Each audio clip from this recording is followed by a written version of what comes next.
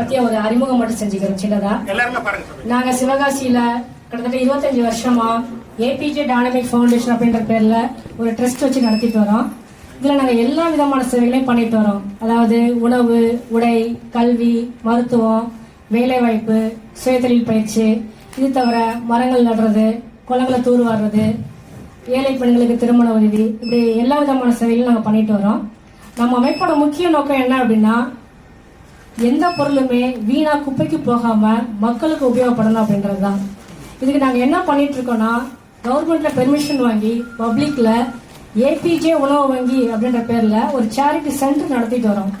இதுல என்னன்னா, நீங்க என்னெல்லாம் உங்க வீட்டில் தேவையில்லையோ, அதாவது நீங்க யூஸ் பண்ற நோட்டு, பேனா, புத்தகம், இது தவிர ட்ரெஸ்ஸு, நீங்க வேணாம்னு நினைக்கிற எந்த ஜாமானா இருந்தாலும், டிவி, டேபிள், மிக்சி, இந்த வீட்டில் அதாவது உபயோகப்படுத்தக்கூடிய எந்த ஜாமானா இருந்தாலும் எங்க சென்டர் கொண்டு வந்து அடிக்க வச்சுட்டு போயிடலாம். இங்க வர்ற யார் வேணாலும் அதை இலவசமா எடுத்து உபயோகப்படுத்திக்கலாம். மெயினா நாங்க என்ன பண்றோம் அப்படின்னா, சாப்பாடு, உணவு, அதாவது உங்க வீட்டுல ஒரு ஃபங்க்ஷன் பண்றீங்க, சாப்பாடு மீதமாயிருது, நம்ம சென்டருக்கு அனுப்பி வச்சிடலாம். இது தவிர இங்க வர கல்யாண மண்டபம், திருவிழா, அன்னதானம், ஹோட்டல், இங்க வர எல்லா மீதமான உணவையும் நம்ம சென்டருக்கு அனுப்பி வச்சிருவாங்க.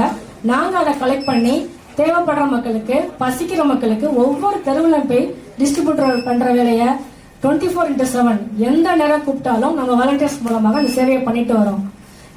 கடந்த ஒரு 11 வருஷ காலமா இதன் மூலமா ஒரு 1.5 கோடிக்கும் அதிகமான மக்களுக்கு நாங்க இந்த உணவை கொண்டு போய் சேர்த்திருப்போம்.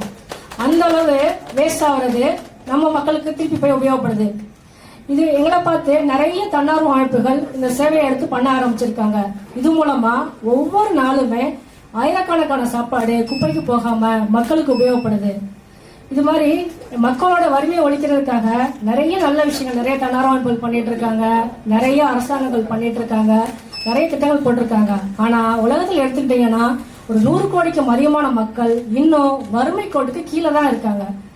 ஏன் இவ்வளவு திட்டங்கள் போட்டு ஏன் வறுமையை ஒழிக்க முடியல அப்படின்னு பார்த்தோம்னா, இதுவரை எங்களுக்கு தெரிஞ்ச ஒரே தீர்வு, இதை சரி பண்றதுக்கான ஒரே தீர்வு தற்சார்பு பொருளாதாரம். அதாவது ஒரு மனிதனோட தேவையை அவனே பூர்த்தி செய்வதற்கான ஒரு வாய்ப்பை உருவாக்கி கொடுக்கறது தான் தற்சார்பு பொருளாதாரம். ஒரு மனுஷனுக்கு மீனை பிடிச்சு கொடுக்கறத விட மீன் பிடிக்க கத்து கொடுத்துட்டீங்க அப்படின்னா அவனோட வாழ்க்கைய அவனே பார்த்துக்குவான். இதைத்தான் நாங்க பண்ண போறோம். இது நாங்க என்ன பண்றோம்னா, நம்ம அமைப்பு சார்பா 1 ஏக்கர் நிலம் தானமா வாங்கி அதுல அமுதசுரபி ஏபிஜே உணவு வங்கின்னு சொல்லிட்டு நம்ம நிறுவனத்தோட சொந்த கட்டடம் கட்டி நாட்டு மக்களுக்கு அர்ப்பணிக்க போறோம். இதுல ஃபர்ஸ்ட் முக்கிய நோக்கம் என்ன அப்படின்னா, உலகம் ஃபுல்லா இருந்து பசின்னு சொல்லிட்டு யார் இங்க வந்தாலுமே 24 மணி நேரமும் ஒரு உணவு கிடைக்கிற ஒரு அன்னச்சத்திராவை உருவாக்க போறோம். இதுதான் எங்களோட ஃபர்ஸ்ட் முக்கிய நோக்கம். 2வது என்ன அப்படின்னா, இங்க வர மக்களை சாப்பாடு கொடுத்து சோம்பேறி ஆக்காம, இங்க வர படிச்ச மற்றும் படிக்காத பிள்ளைங்களுக்கு அவங்க திறமைக்கு தகுந்த மாதிரி அவங்களுக்கு என்ன டேலண்ட் இருக்கோ அதுக்கு தகுந்த மாதிரியான ஒரு சுயதொழில் பயிற்சியை கற்றுக் கொடுத்து, அது மூலமா ஒரு வேலை வாய்ப்பை உருவாக்கி கொடுத்து அவரை தற்சார்பு பொருளாதார முன்னேற்றம் பெற்ற மக்களா அவனே சம்பாதிக்கக்கூடிய மனுஷனா மாத்திரம்தான் நம்ம நிறுவனத்தோட 2வது முக்கிய நோக்கம். இந்த திட்டத்தை எங்க ஊர்ல சிவகாசியில மட்டும் இல்லாம தமிழ்நாட்டுல ஒவ்வொரு மாவட்டத்திலையும், இந்தியா ஃபுல்லா ஒவ்வொரு ஊர்லயும் கொண்டு வரணும் அப்படின்ற நோக்கத்தோட நாங்க செயல்பட்டு வரோம். அன்பு நண்பர்களே, இந்த விஷயத்தை முன்னெடுக்கணும் அப்படின்றதுக்காக நம்ம அமைப்பு சார்பா ஏபிஜே தேச சேவை பூமிதான இயக்கம் சொல்லிட்டு ஒரு திட்டம் ஆரம்பிச்சிருக்கோம். இந்த திட்டத்திற்கு, அதாவது நாங்க சொல்ற திட்டத்திற்கு உதவணும்னு நினைக்கிற யாரு வேணாலும் குறைஞ்சபட்சம் 1 ஏக்கர் நிலம் தானமாக கொடுத்து உதவி செய்யலாம். இது மூலமா நீங்க எந்த இடத்துல நிலம் கொடுத்து உதவி செய்றீங்களோ அங்க எங்களுடைய செயல்பாடுகளையும் எங்க திட்டங்களையும் நாங்க செய்யறதுக்கு ரெடியா இருக்கோம். ஆகையால் அன்பு நண்பர்களே, இங்க வந்திருக்கிற விருந்தினர்கள், விருதாளர்கள், இதை காணொலியில பார்த்துட்டு இருக்க மக்கள் யாரு வேணாலும் எங்களுடைய இந்த திட்டத்திற்கு நீங்க நிலம் கொடுத்து உதவலாம். நிலம் கொடுத்து உதவணும்னு நினைக்கிற யாரு வேணாலும் எங்களை நேரடியாக தொடர்பு கொள்ளலாம். அன்பு நண்பர்களே, ஒரு இடத்துல 1 ஏக்கர் நிலம் வாங்கி ஒரு பில்டிங் கட்டுறது அப்படின்றது இப்ப சாதாரண விஷயம் கிடையாது. அதுக்கு எவ்வளவு செலவாகும்னு சொல்லிட்டு உங்க எல்லாருக்குமே தெரியும். அதுக்கு ஏராளமான ஒரு பொருளுதவியும் நிதி உதவியும் தேவைப்படுது. இதுக்கு நாங்க என்ன பண்றோம் அப்படின்னா, கடந்த 5 வருஷ காலமாக ஏபிஜே விஐபி குளோபல் விருது மற்றும் கலாச்சார திருவிழாக்களை உலகம் ஃபுல்லா நாங்க நடத்திட்டு வரோம். இதுவரையுமே இந்தியாவில் ஒரு 17 மாநிலங்கள்ல நாங்க இந்த விருது விழாக்கள் நடத்தியிருக்கோம்.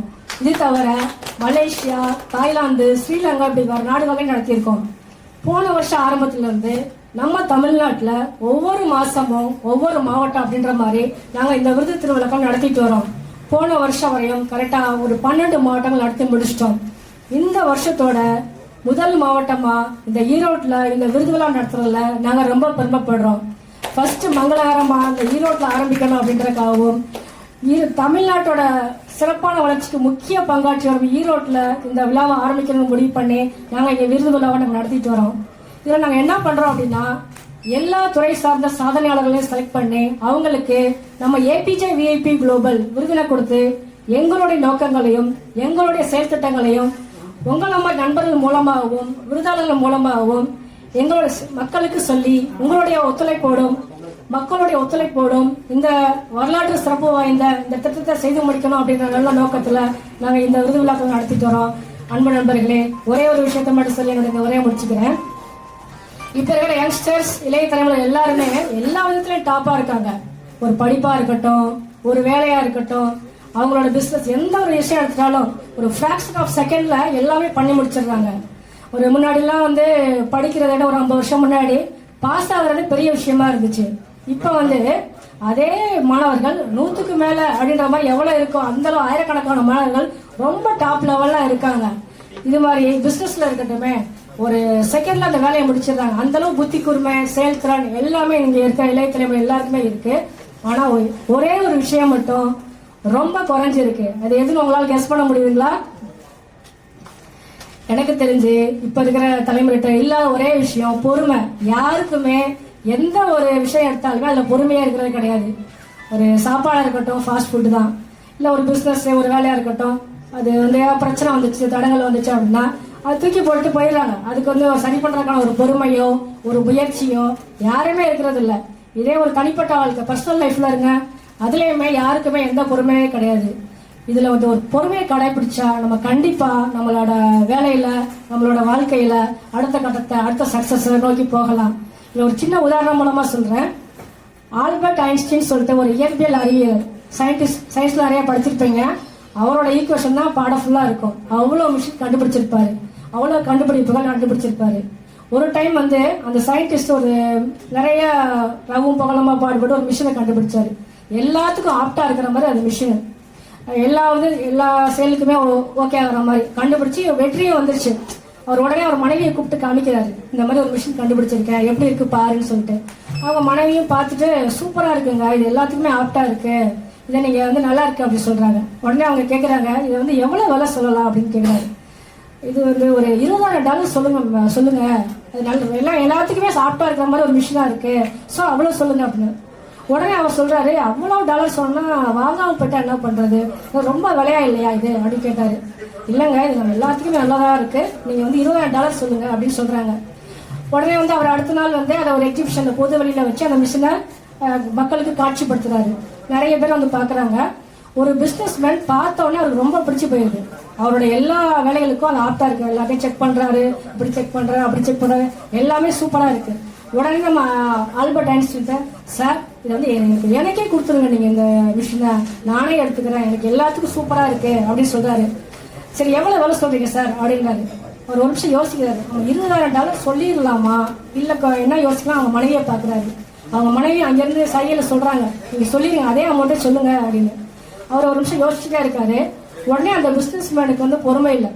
சரி, என்ன சார் சொல்றீங்க, எனக்கே கொடுத்துருங்க, என்கிட்ட ஒரு $80,000 இப்ப கையில இருக்கு, அது ஒரு அட்வான்ஸா வச்சுக்கோங்க, நீங்க அடுத்து எவ்வளவு சொல்லி அனுப்புங்க, மீதி அமௌண்ட்டை கொடுத்துட்டு நான் இந்த மிஷின் எடுத்துக்கிறேன் அப்படின்னு சொல்றாரு.